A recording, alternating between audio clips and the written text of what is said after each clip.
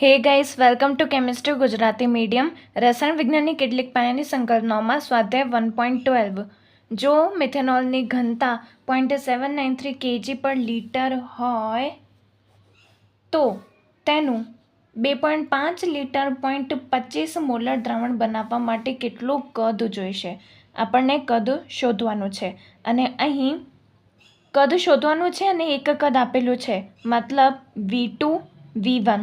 Okay, અને એક molarity આપેલી છે અને બીજી મોલારિટી નથી પણ ઘનતા છે. મતલબ સૂત્ર તો આ હશે કે M1V1 is equals to M2 V2.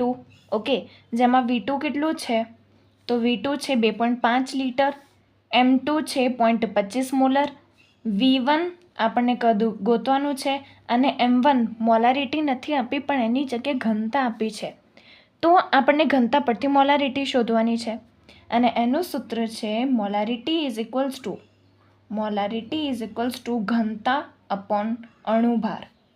Okay, આ છે મોલારિટી અને ઘનતા વચ્ચેનો સંબંધ કે મોલારિટી ઇઝ ઇક્વલ્સ ટુ ઘનતા અપોન અણુભાર. ઘનતા કેટલી આપેલી છે? 0.793 kg પર લીટર.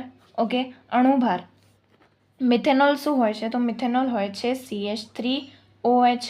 કાર્બનનું હોય છે 12 પરમાણ્વીય દળ, પ્લસ હાઇડ્રોજનનું હોય છે 1 અને હાઇડ્રોજન કેટલા છે? 3 + 1 4 હાઇડ્રોજન છે, પ્લસ ઓક્સિજનનું હોય છે પરમાણ્વીય દળ 16. તો આનું ટોટલ કરીને આન્સર આવે છે 32. ઓકે, 32 ગ્રામ પર મોલ. ઓકે, તો અહીંયા વેલ્યુ પુટ કરીએ 32 ગ્રામ પર મોલ.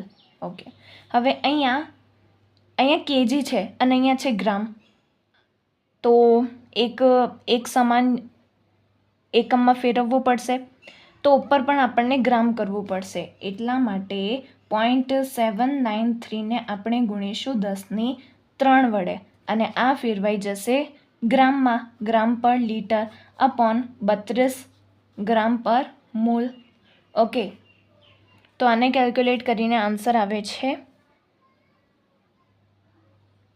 24.78. ગ્રામ કેન્સલ, લીટર તો નીચે છે, મોલ ઉપર જશે તો મોલ પર લીટર કોનો એકમ છે? મોલારિટીનો. તો મોલારિટી આપણને મળી જે હતી M1.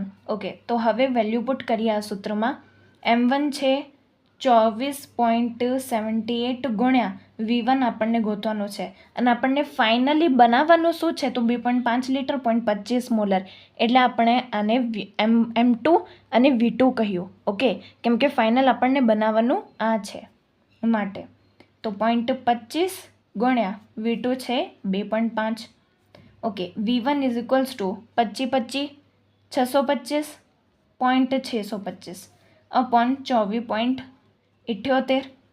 ઓકે, તો V1 કેટલો આવ્યો? V1 આવ્યો છે 0.2522 લીટર આવશે. ઓકે, તો આ છે આપણો આન્સર. પણ લીટરની જગ્યાએ જો mlમાં ફેરવવું હોય તો V1 ઇઝ ઇક્વલ્સ ટુ 100 વડે ગુણીએ તો 25.22 આવશે ml. ઓકે, 1000 વડે ગુણવું પડશે. Okay, thank you.